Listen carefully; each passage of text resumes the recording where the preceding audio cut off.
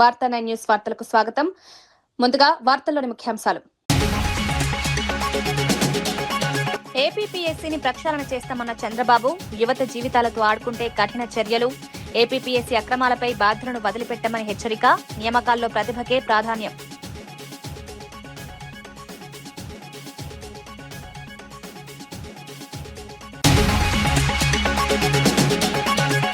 రాగం సుజాత యాదవ్ సేవలు చిరస్మరణీయమన్న సబితా ఇంద్రారెడ్డి.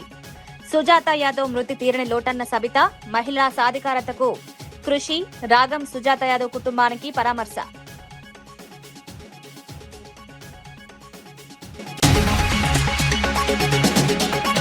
బొత్సను దూషించడం ప్రజాస్వామ్యానికే అవమానమన్న తమ్మినేని. వ్యక్తిగత విమర్శలు సరికావన్న తమ్మినేని సీతారాం, సమాధానం చెప్పలేకే వ్యక్తిగత దూషణలు. బొత్సను అవమానించడంపై చంద్రబాబు స్పందించాలన్న తమ్మినేని.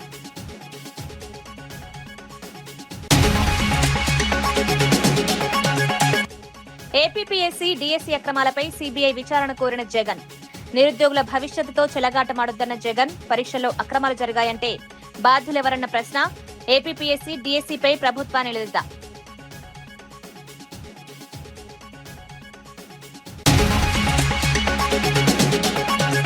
ధరణి దుర్వినియోగంతోనే భూ సమస్యలొచ్చాయన్న పొంగులేటి. బీఆర్ఎస్ హయాంలోనే భూ సమస్యలు సృష్టించారన్న పొంగులేటి.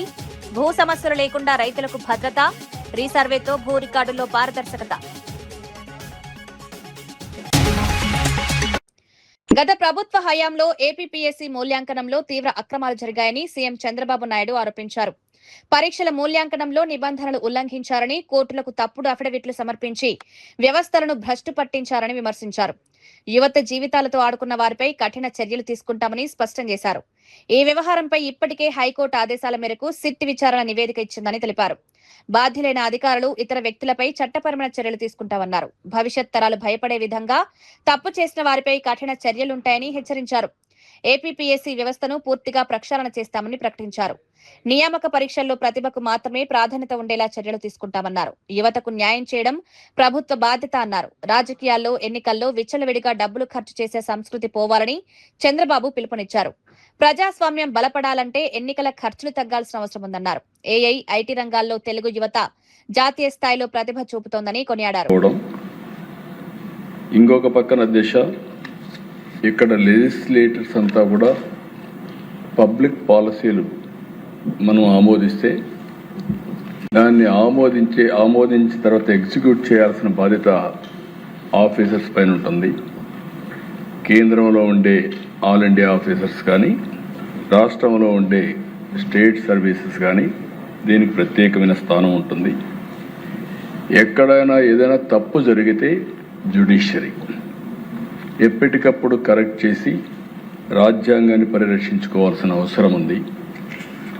మీడియా ఎప్పటికప్పుడు ఈ విషయాల్ని ప్రజలకు వాస్తవాలు తెలియజేసే విధంగా ముందుకు పోయే పరిస్థితి వస్తుంది.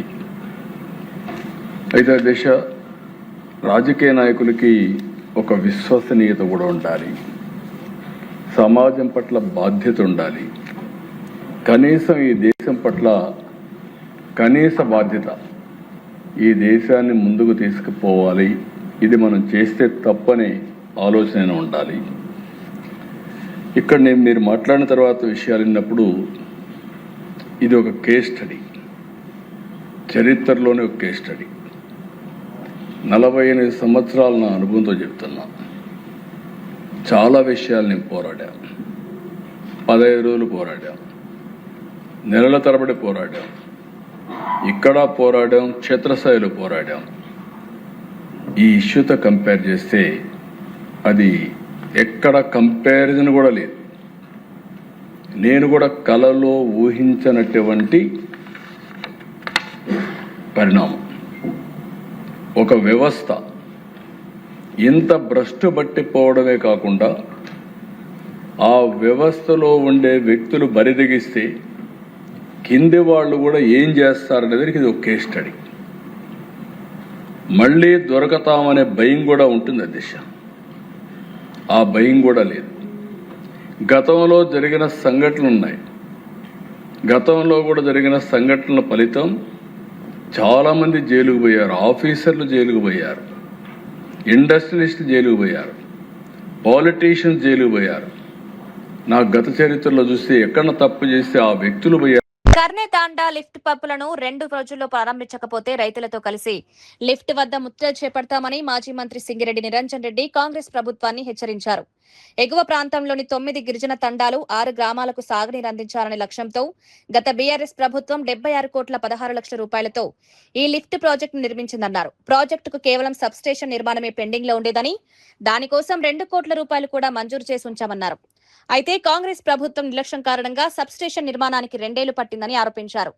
రైతుల ఒత్తిడితో వెట్రన్ నిర్వహించిన అనంతరం పంపులను నిలిపివేశారని విమర్శించారు. ప్రస్తుతం కృష్ణా వరదల కారణంగా సమృద్ధిగా సాగునీరు అందుబాటులో ఉందని, వెంటనే పంపులు ప్రారంభించి రైతులకు నీరు అందించాలని డిమాండ్ చేశారు. ప్రభుత్వం సంధించకపోతే వేలాది మంది రైతులతో కలిసి కర్నే తాండా లిఫ్ట్ ను ముట్టడిస్తామని నిరంజన్ రెడ్డి హెచ్చరించారు. ఆ గణపురం బ్రాంచ్ కెనాల్ కే ఇప్పుడు మనం చూస్తున్నటువంటి ఈ అప్రోచ్ కెనాల్ ను పెట్టి ఆ అప్రోచ్ కెనాల్ నుంచి నీళ్లు ఇక్కడ దాకా తీసుకొని వచ్చి ఇక్కడ సజ్జపూలు కట్టి ఇక్కడి నుంచి మళ్ళా 60 మీటర్ల ఎత్తుకు నీళ్లను లిఫ్ట్ చేస్తాం. రోజుకు 50 క్యూసెక్ల నీళ్లను లిఫ్ట్ చేసేటువంటి విధంగా దీనికి సపరేట్ ట్రాన్స్ఫార్మర్ తో పాటు పంపింగ్ సిస్టమ్ అంతా కూడా డిజైన్ చేసి ప్రభుత్వం ఆనాడు 2020లో కేసీఆర్ గారు మంజూరు ఇచ్చినారు, పరిపాలన అనుమతి ఇచ్చినారు. దీనికి సంబంధించినటువంటి పనులను టెండర్ పిలిచి టెండర్ ఫైనలైజ్ అయ్యి అగ్రిమెంట్ అయ్యి పనులు ప్రారంభించడానికి 2022 మార్చి అయింది. 2022 మార్చిలో కేసీఆర్ గారు వనపర్తి జిల్లాకు వచ్చినటువంటి సందర్భంగా కలెక్టరేట్ ను ఇనాగరేట్ చేసినటువంటి సందర్భంగా ఈ కర్నేతాండా లిఫ్ట్ కు సంబంధించినటువంటి పనులకు కూడా భూమి పూజ వారి చేతుల మీదుగానే జరిగింది, కేసీఆర్ చేతుల మీదుగానే జరిగింది. శిలాఫలకం వారే ఆవిష్కరించినారు. ఆ తర్వాత మేమున్నప్పుడు వేగరంగా పనులను చాలా వేగరం పెట్టి వెంబడిబడి పనులను పూర్తి చేయించినాం. మన ప్రభుత్వం ఉన్నప్పుడే 2023లో ఎన్నికలు వచ్చే వరకే ఈ ప్రధాన పనులు దాదాపు అయిపోయినాయి. మిగిలినటువంటిది ఒక సబ్ స్టేషన్, అది కూడా మంజూరు ఉండే. కేవలం సబ్ స్టేషన్ పని చేయడానికి 2 ఏళ్ల కాలం తీసుకున్నది ఈ సర్కారు వచ్చిన తర్వాత. ఒట్టి సబ్ స్టేషన్ పని పూర్తి చేయడానికి 2 కోట్ల రూపాయలు మనం మంజూరు ఇచ్చి పనులు చేసింది 76 కోట్ల 16 లక్షలు. ఇప్పుడు దాని రివైజ్ ఎస్టిమేట్స్ ప్రాజెక్టు ఇప్పుడు ప్రభుత్వ నిబంధనల మేరకు మళ్ళీ ఒక 15% ఖర్చు పెరుగుతుంది. 76 కోట్ల 16 లక్షలకు అదనంగా మళ్ళీ ఒక 15% అమౌంట్ పెరుగుతుంది. ఎస్కలేషన్స్ ఉంటాయి, అది ప్రభుత్వ లెక్కల ప్రకారంగా ఉంటది. అయితే పోయిన సంవత్సరమే నీళ్లు ఇవ్వాల్సింది. వెంబడిబడి ఆ సబ్స్టేషన్ తొందర పూర్తి చేసి దబ్బున నీళ్లు ఇస్తే అయిపోవు. కానీ మొత్తం మన ప్రభుత్వ హయాంలో జరిగింది, మన హయాంలో జరిగింది. నీళ్లు ఇవ్వడం మూలంగా మనకు పేరు వస్తుందని చెప్పి ఉద్దేశపూర్వకంగా ప్రభుత్వం, కాంగ్రెస్ ప్రభుత్వం ఇదే కాదు ఏ ప్రాజెక్టునైనా ఏ పనినైనా వాళ్ళు పెండింగ్ లో పడతా వచ్చినారు. ఎంబడిపడంగా మొన్న ఎండాకాలం ఏప్రిల్లో ట్రయల్ రన్ పూర్తి చేసినారు. ట్రయల్ రన్ పూర్తి చేసి మోటార్ నడిపించి సక్సెస్ఫుల్ గా స్కీమ్ సక్సెస్ఫుల్ గా ఉంది, ఇంకా స్టార్ట్ చేయొచ్చు అనుకున్నారు. ఈ లోపల కేఎల్ఐలా నీళ్లు ఆగిపోయినాయి. మనకు తెలుసు, సమ్మర్ వస్తే ఎండాకాలం వస్తే నీళ్లు ఆగిపోతాయి. ఇప్పుడు నీళ్లు కృష్ణా నదిలో వరద బారబట్టి 4 రోజులు అయిపోయింది. 4 రోజుల నుంచి నీళ్లు వస్తుంటే కూడా కలవకుర్తి లిఫ్ట్ ఇరిగేషన్ పంపులను 3 పంపులను మాత్రం ఏకకాలంలో స్టార్ట్ చేస్తారు. స్టార్ట్ చేసినట్లే చేస్తారు. 1-2 గంటల వ్యవధిలో 2 బంద్ చేసి ఒక డాంట్లో పెడతారు. ఈ రోజు నీళ్లు లేవు అని అబద్ధాలు ఆడుతుంది కాంగ్రెస్ సర్కారు, రేవంత్ రెడ్డి సర్కారు. ఏ వాన పడకపోయినా ఈ రోజు మళ్ళా జూరాలలో ఒక 10 గేట్లు ఎత్తినారు. ఈ రోజు ఉదయం జూరాలలో మళ్ళా 10 గేట్లు ఎత్తినారు. అంటే సుమారు 45-50 వేల పైచిల్ క్యూసెక్ల నీళ్లు, దగ్గర 70-80 వేల క్యూసెక్ల నీళ్లు శ్రీశైలంలోకి వస్తానే ఉన్నాయి. శ్రీశైలం ఆల్రెడీ నిండుకోనే ఉంది. అవతల దంచి కొట్టి పోతిరెడ్డి. కళ్యాణ లక్ష్మి, షాదీ ముబారక్ పథకాలపై కోర్టులో కౌంటర్ దాఖలు చేయకుండా కాంగ్రెస్ ప్రభుత్వం నిర్లక్ష్యంగా వ్యవహరిస్తోందని బీఆర్ఎస్ నేత ఎర్రోళ్ల శ్రీనివాస్ ఆరోపించారు. కేసీఆర్ ప్రభుత్వ హయాంలో అమలు చేసిన పేదింటి ఆడబిడ్డల సంక్షేమ పథకాలను నిర్వీర్యం చేసేందుకు రేవంత్ ప్రభుత్వం ప్రయత్నిస్తోందని విమర్శించారు.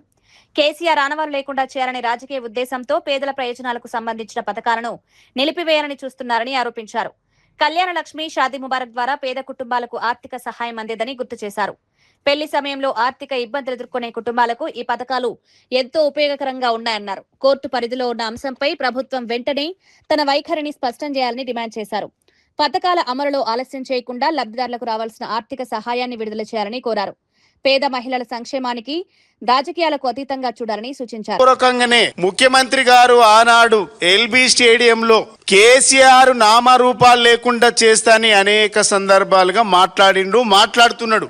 ఈ కళ్యాణ లక్ష్మి, షాదీ ముబారక్ పథకాలను కూడా నామరూపాలు లేకుండా చేయడానికి ఇలా కాంగ్రెస్ పార్టీ కంకణం కట్టుకున్నది, ముఖ్యమంత్రి కంకణం కట్టుకున్నాడు.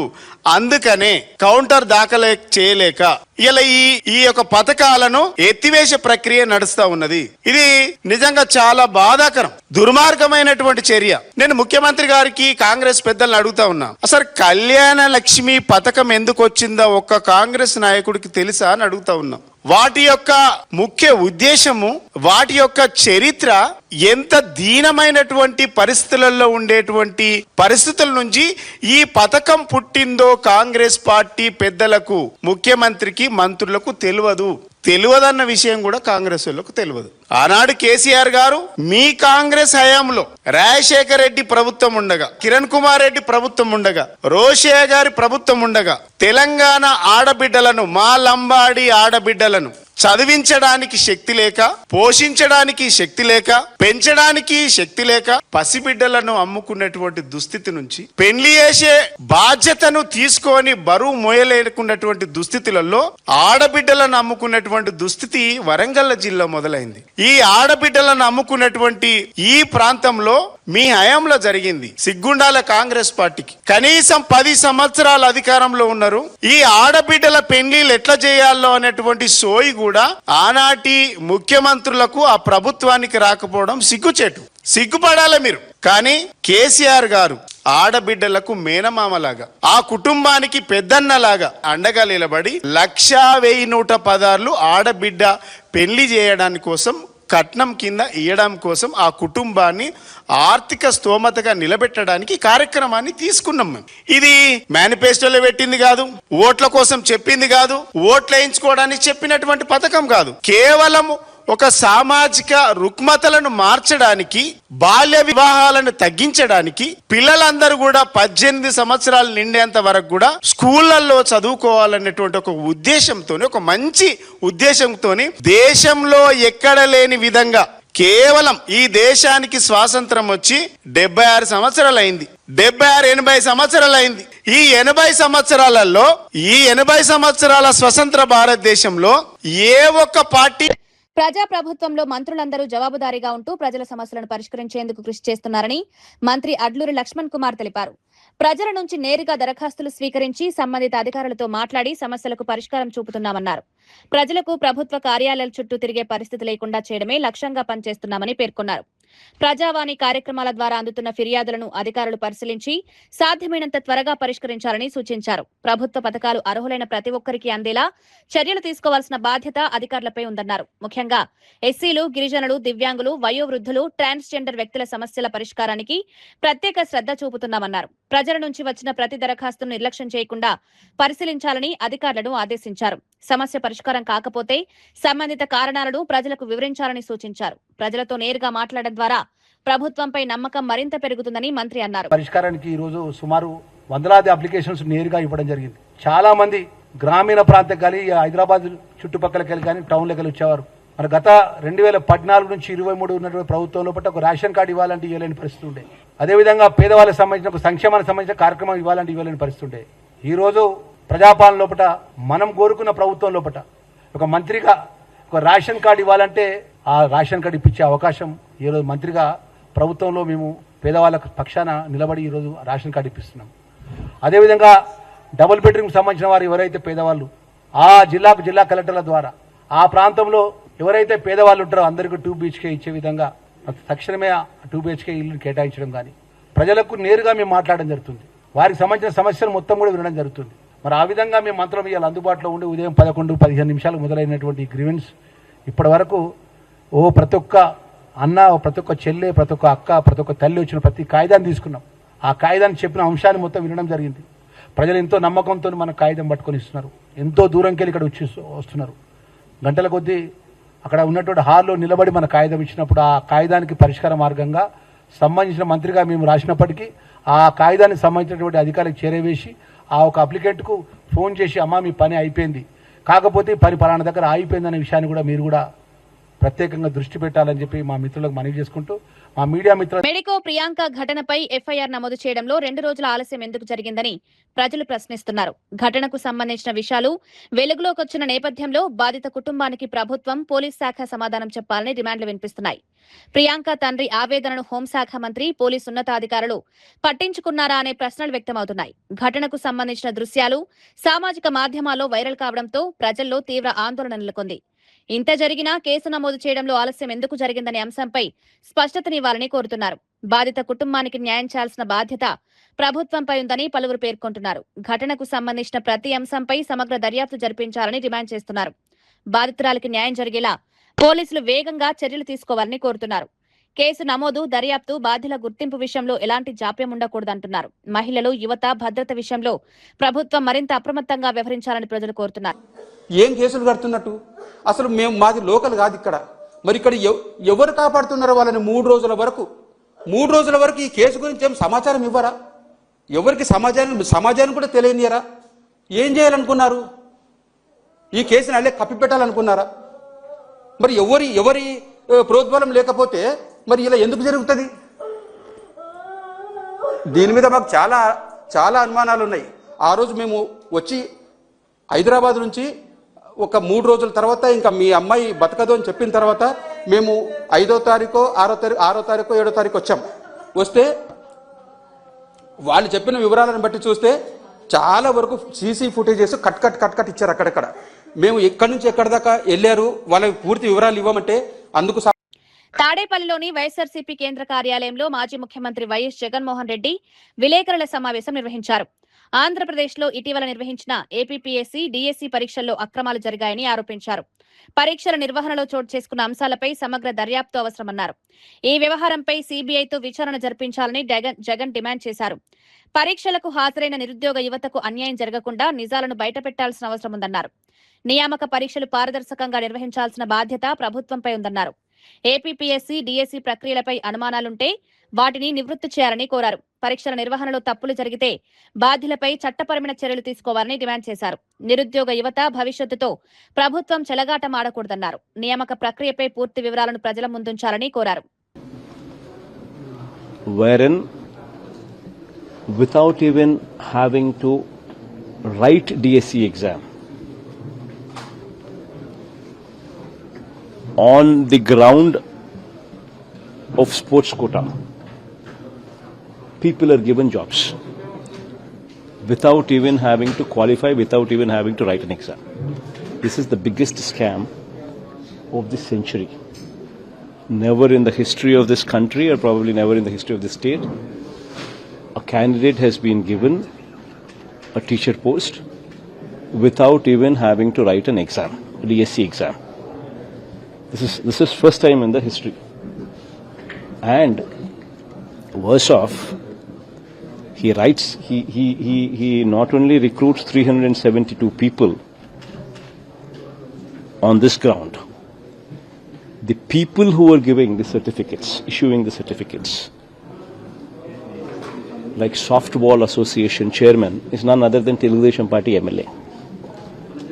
He is the one who ratifies and gives certificates. Another person is Judo Association chairman, who happens to be Nara Lokesh's education minister's very close relative, who is also Visakhapatnam MP, who is Judo Association chairman. These people ratify the certificates and issue the certificates. And what are these certificates? These certificates are participation certificates. Forget about any medals. None of them need to get any medals. All what they need to do is participate. తెలంగాణలో భూ సమస్యలకు గత BRS ప్రభుత్వ హయాంలో ధరణి portal దుర్వినియోగమే కారణమని revenue మంత్రి పొంగులేటి శ్రీనివాసరెడ్డి ఆరోపించారు. ఖమ్మం జిల్లా నారాయణపురంలో కొనసాగుతున్న భూముల రీసర్వేను మంత్రి పరిశీలించారు. ఈ సందర్భంగా భూ రికార్డుల నిర్వహణలో గత ప్రభుత్వ హయాంలో ప్రజలకు ఇబ్బందులు ఎదురయ్యాయని విమర్శించారు. భూ సమస్యలపై నిర్మాణాత్మకంగా సూచనలు చేయాల్సిన ప్రతిపక్షాలు తప్పుడు ప్రచారానికి పాల్పడుతున్నాయని ఆరోపించారు. మాజీ మంత్రి హరీష్ రావుపై కూడా పొంగులేటి విమర్శలు చేశారు. అధికారంలోకి రాకముందు సాధారణ జీవితం గడిపిన నాయకులు 10 ఏళ్ల పాలనలో భారీగా ఆస్తులు ఎలా కూడబెట్టారో చెప్పాలని ప్రశ్నించారు. రాష్ట్రంలో భూ సమస్యలు లేకుండా రైతులకు భద్రత కల్పించడమే ప్రభుత్వ లక్ష్యమని తెలిపారు. భూ రీసర్వే ద్వారా రికార్డులను సరిచేసే ప్రక్రియ కొనసాగుతోందన్నారు. భూ యాజమాన్య హక్కులు, రికార్డుల్లో పారదర్శకత తీసుకురావడానికి చర్యలు చేపడుతున్నామని వెల్లడించారు. సెంటు భూమి లేకుండా 10 ఎకరాలు 20 ఎకరాలు వాడు బేఫిగర్ గా పాస్బుక్ తీసుకొని వివిధ బ్యాంకుల్లోనూ వివిధ ప్రదేశాల్లోనూ దాన్ని తాకట్టు పెట్టి లోను తీసుకుంటున్నమాట నిజం. ఈ రెండు కాకుండా గత ప్రభుత్వంలో ఈ రైతు బంధు కార్యక్రమం మెయిన్ ఏజెండాగా అత్యధికంగా ఈ పాస్బుక్లు అనేవి ప్రమోట్ చేయబడ్డాయి. భూమి లేని వాళ్ళకి కూడా పాస్బుక్లు ఇవ్వటం జరిగింది. ఇది యథార్థం. దీన్ని అంతా దృష్టిలో పెట్టుకొని ఏదైతే నాగార్జున సాగర్ నియోజకవర్గంలో పైలట్ గా ఒక మోడల్లో అక్కడ ఒక 14 రెవెన్యూ గ్రామాలు సర్వే చేస్తే ఆ 14 రెవెన్యూ గ్రామాల్లో సుమారు 3,500 3,600 ఎకరాల భూమి, సర్వే నెంబర్ల కంటే ఎక్కువ భూమి పాస్బుక్లు ఇచ్చిన కారణంగా నిజంగా సాగులో ఉన్నవాడికి, నిజంగా సాగు చేసుకునే రైతన్నకి పాస్బుక్లో పేరు లేదు. సాగు చేసుకునే వాడికి 10, 20, 30 ఎకరాలు రైతు బంధు కోసం కొత్త పాస్బుక్లు ఇచ్చారు. దానివల్ల సుమారు 16,000 16,300 ఎకరాలు సర్వే చేస్తే తేలింది ఎంత అంటే 3,300 3,400 బోగస్ పాస్బుక్లు అక్కడ ఏర్పాటు చేయటం జరిగింది ఆనాడు. అదే పద్ధతిలో ఈనాడు ఈ బేతిపల్లిలో ఏదైతే సర్వే జరుగుతుందో సుమారు గౌరవ కలెక్టర్ గారు, సర్వే చేసే అధికారులు అందరూ ప్రత్యక్షంగా గ్రౌండ్ మీదకి పోయి నేను చూశాను. ఇది ఎవరినో మభ్యపెట్టో రాజకీయం కోసమో నేను మాట్లాడటంలా. భూమి అనేది ఒక ఎమోషనల్ రైతన్నకి బాండ్ ఉన్న వస్తువు. అది ఎమోషనల్ టచ్ ఉన్నది రైతన్నకి భూమి. ఈ భూ విషయంలో రాజకీయాలకు అనంతపురం ఎమ్మెల్యే దగ్గుపాటి ప్రసాద్ పై మాజీ ఎమ్మెల్యే వైకుంఠం ప్రభాకర్ చౌదరి మరోసారి తీవ్ర ఆరోపణలు చేశారు. మున్సిపల్ కార్పొరేషన్లో టెండర్లలో పాల్గొనే కాంట్రాక్టర్లను బెదిరిస్తున్నారని ఆరోపించారు. కొందరు కాంట్రాక్టర్లు టెండర్లలో పాల్గొనకుండా అడ్డుకుంటున్నారని విమర్శించారు. అధికార పోలీస్ ప్రభావాన్ని ఉపయోగించి భూ వ్యవహారాల్లో జోక్యం చేసుకుంటున్నారని ఆరోపించారు. నగరంలో భూములు కోల్పోయినట్లు చెప్తున్న బాధితులు తీవ్ర ఇబ్బందులు ఎదుర్కొంటున్నారన్నారు. భూ ఆక్రమణలు, అవినీతికి సంబంధించిన ఆరోపణలపై ప్రభుత్వం సమగ్ర విచారణ చేపట్టాలని డిమాండ్ చేశారు. మున్సిపల్ పనుల్లో పారదర్శకత పాటించాలని కోరారు. టెండర్ ప్రక్రియలో ప్రతి కాంట్రాక్టర్ కు సమాన అవకాశాలు కల్పించాల్సిన బాధ్యత అధికారులపై ఉందన్నారు. రాజకీయ ప్రభావంతో టెండర్లను నియంత్రించడం ప్రజా ప్రయోజనాలకు విరుద్ధమని పేర్కొన్నారు. భూముల వ్యవహారాల్లో చట్టాన్ని ఉల్లంఘిస్తే బాధ్యులపై చర్యలు తీసుకోవాలని డిమాండ్ చేశారు. తన ఆరోపణలపై అవసరమైన ఆధారాలున్నాయని మాజీ ఎమ్మెల్యే తెలిపారు. ప్రజల ఆస్తులు, ప్రభుత్వ వనరులను రక్షించాల్సిన బాధ్యత అధికారులపై ఉందన్నారు. వస్తే మరో రకంగా చేస్తాం. ఏమిటిది అనంతపురమా లేకపోతే ఏమనుకున్నావు? ఈ పేజీల పుస్తకం నేను పార్టీ అధ్యక్షుడు పల్లా శ్రీనివాస్ గారు కూడా ఇచ్చాను. అదేవిధంగా టౌన్లో జరిగినవన్నీ కూడా ఇచ్చాను. ఇవన్నీ కూడా మీ ప్రెస్ కూడా చాలా మంది పంపించాను. దీని మీద ఇంతవరకు డబుల్ రిజిస్ట్రేషన్ క్యాన్సిల్ కావడం లేదు.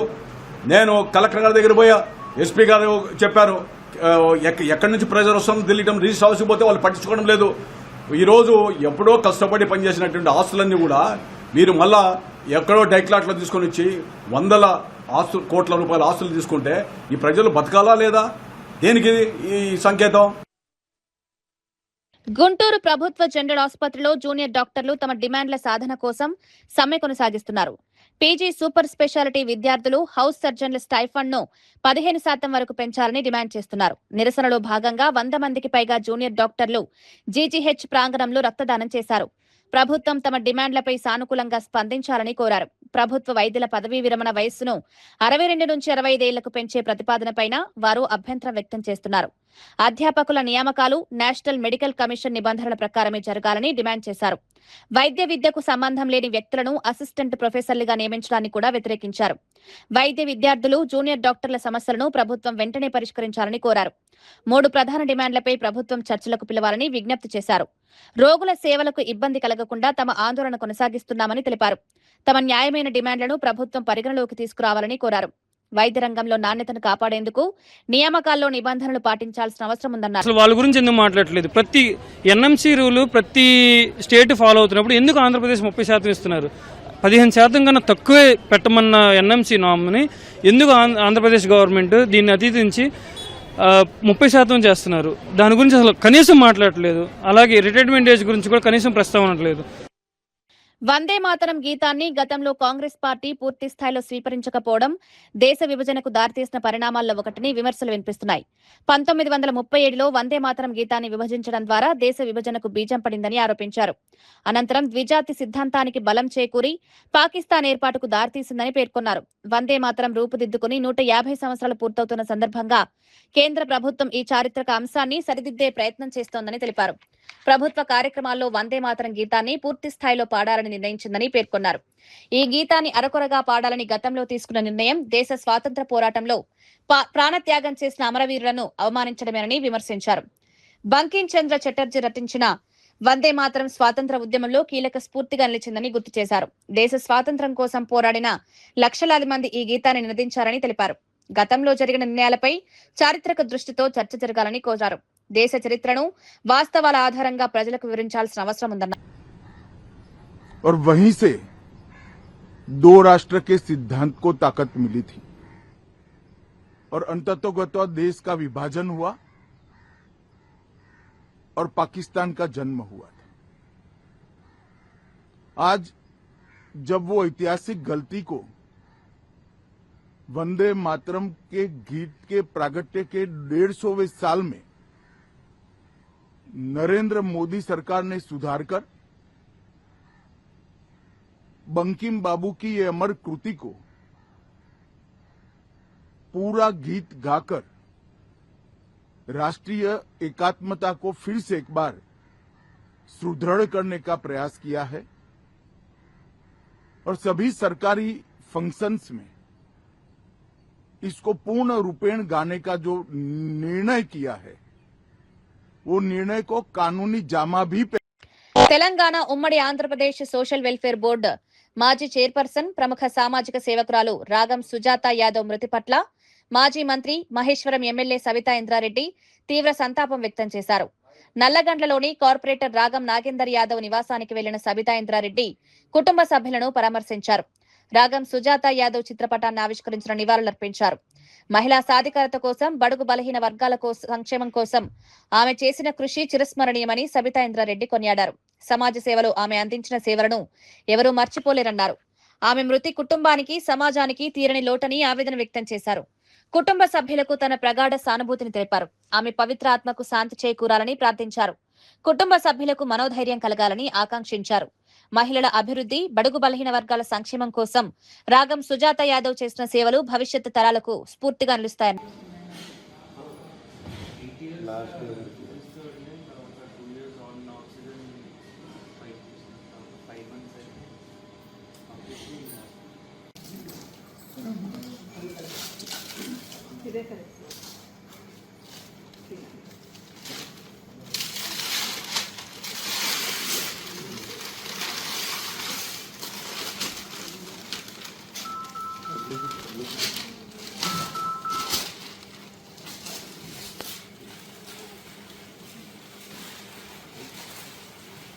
Sorry, Durant sir.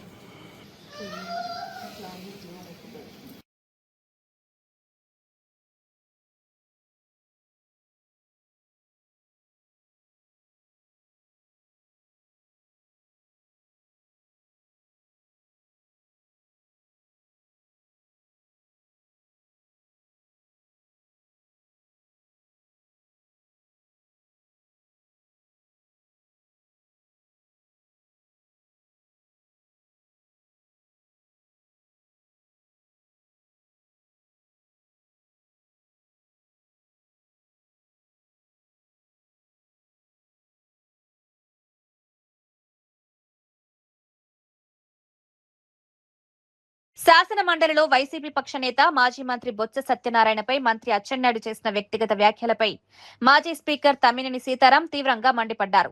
4.5 దశాబ్దాల రాజకీయ అనుభవం ఉన్న సీనియర్ నాయకుడిని శాసన మండలి వంటి గౌరవప్రదమైన వేదికపై అసభ్య పదజాలంతో సంబోధించడం అహంకారమని, నిదర్శనమని విమర్శించారు. ప్రభుత్వ పాలనా వైఫల్యాలను ప్రతిపక్ష నేతగా బొత్స ప్రశ్నిస్తే వాటికి సమాధానం చెప్పాల్సిన బాధ్యత మంత్రిపై ఉందన్నారు. సమాధానం చెప్పలేక వ్యక్తిగత దూషణలకు దిగడం ప్రజాస్వామ్య స్ఫూర్తికి, శాసనసభ సంప్రదాయాలకు విరుద్ధమన్నారు. బొత్సను దద్దమ్మగా సంబోధించడం ఏ రకమైన సంస్కారమని ప్రశ్నించారు. సభలో తోటి సభ్యులను గౌరవించాల్సిన బాధ్యత ప్రతి ప్రజాప్రతినిధిపై ఉందన్నారు. సీనియర్ బీసీ నాయకుడిని అవమానించే హక్కు ఎవరికీ లేదని స్పష్టం చేశారు. అధికారం ఎవరికీ శాశ్వతం కాదని, ప్రజలు అన్నింటినీ గమనిస్తున్నారని హెచ్చరించారు. అసలు ఎక్కడున్నాం మనం? ఏం చేస్తున్నాం మనం సభ్య సమాజంలో బతుకుతున్నామా లేదా అనిపిస్తుంది. ఒక గౌరవప్రదమైన మంత్రి పదవిలో ఉంటూ తోటి సభ్యులను గౌరవించాల్సింది పోయి దద్దమ్మ అనే అమర్యాదగా సంబోధించడం అచ్చెన్నాయుడు అహంకారానికి, సంస్కారానికి నిదర్శనం. పెద్దల సభలో మీరు మాట్లాడిన మాటలు ఇవేనా? మీరా ప్రజాప్రతినిధులు? అసలు ఈ సమాజానికి ఏం మెసేజ్ ఇస్తున్నాం మనం? అసలు శ్రీకాకుళం జిల్లాలో నీకన్నా పెద్ద దద్దమ్మ ఎవరున్నారు? 2 పర్యాయాలు మంత్రిగా పనిచేసిన నువ్వు శ్రీకాకుళం జిల్లాకి, ఉత్తరాంధ్రకి చేసింది ఏమిటి? నీకన్నా ఉత్తరాంధ్రలో పెద్ద దద్దమ్మ ఎవరు? ఎవ్వరూ లేరు. మంత్రిగా పనిచేసి అక్రమాస్తులు పోగు చేసుకోవటంలో నువ్వు అభివృద్ధి చెందావు తప్పితే జిల్లా అభివృద్ధి చెందలేదు. తెల్లారితే గ్రావెల్ నుండి గ్రానైట్ వరకు, పశువుల దానా నుండి పశువులు ఇచ్చే మెడిసిన్ వరకు ప్రతి దానిలో అవినీతి చేసి సంపాదించిన బలుపుతో, అహంకారంతో నోటికొచ్చినట్లు మాట్లాడితే ప్రజలు హర్షించిన అచ్చెన్నాయుడు, మీ అహంకారానికి తప్పకుండా గేట్లు వేసే సమయం వస్తుంది. అధికార మదంతో, క్రెడిట్ కోసం అచ్చెన్నాయుడు చేసిన వ్యాఖ్యలను నేను తీవ్రంగా ఖండిస్తున్నాను. ప్రజా సమస్యలపై శాసనమండలిలో నిలదీస్తున్న ప్రతిపక్ష నేత, రాష్ట్ర బీసీ నేత, సీనియర్ నాయకుడిని, రాజకీయాల్లో దశాబ్దాల అనుభవం ఉన్న వ్యక్తిని పట్టుకొని ఏమాత్రం సంస్కారం లేకుండా సంబోధించడం అచ్చెన్నాయుడు రాజకీయ దిగజారుడుతనానికి, అహంకారానికి నిదర్శనం. ఇలాంటి అధికార మదంతో నోటుకొచ్చిన బూతులు మాట్లాడతారా అని నేను అచ్చెన్నాయుడిని సూటిగా ప్రశ్నిస్తున్నాను. బలమైన సామాజిక వర్గమైన తూర్పు కాపు నేతగా, ఉమ్మడి ఆంధ్రప్రదేశ్లో సీనియర్ నాయకుడిగా పనిచేసిన బొత్స సత్యనారాయణ గారిని అవమానపరిచే విధంగా అచ్చెన్నాయుడు వ్యవహరించారు. ఇది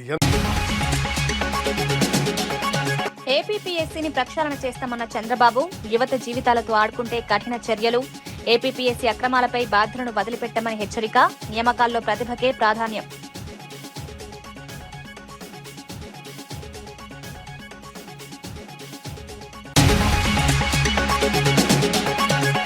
రాగం సుజాత యాదవ్ సేవలు చిరస్మరణీయమన్న సబితా ఇంద్రారెడ్డి. సుజాత యాదవ్ మృతి తీరని లోటన్న సబిత, మహిళా సాధికారతకు కృషి, రాగం సుజాత యాదవ్ కుటుంబానికి పరామర్శ.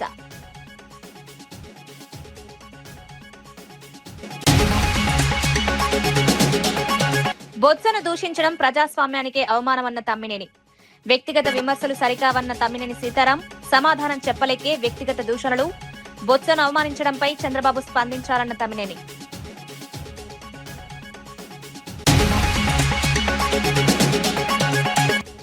ఏపీపీఎస్సీ, డీఎస్సీ అక్రమాలపై సీబీఐ విచారణ కోరిన జగన్.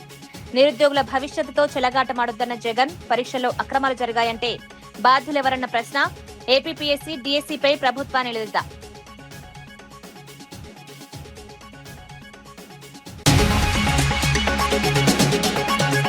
ధరణి దుర్వినియోగంతోనే భూ సమస్యలొచ్చాయన్న పొంగులేటి. బీఆర్ఎస్ హయాంలోనే భూ సమస్యలు సృష్టించారన్న పొంగులేటి. భూ సమస్యలు లేకుండా రైతులకు భద్రత, రీసర్వేతో భూ రికార్డుల్లో పారదర్శకత. ఈనాటి వార్తా విశేషాలు మరో బులెటిన్లో మళ్ళీ కలుద్దాం. నమస్కారం.